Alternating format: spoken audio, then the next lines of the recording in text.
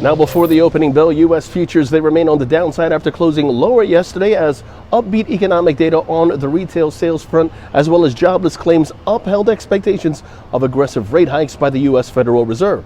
European stocks bearish, Asian indices all closing on the downside as China's industrial production grew 4.2% on year in August, all as 71% of S&P 500 constituents traded lower or unchanged. Meanwhile, after hours, FedEx in the headlines, plunging post-market after posting first quarter earnings and sales below expectations, withdrawing its full-year guidance and announcing cost-cutting measures. Also in the headlines, we have shares of Texas Instruments raising its quarterly dividend by 8% and announcing a $15 billion share buyback program. And then there's Uber Technologies, dropping before the bell this Friday as the company said it is currently responding to a cybersecurity incident. Now, taking a look at today's action, there's no major earnings on the docket, but on the economic docket, we do have the Michigan Consumer Sentiment read 10 o'clock in the morning.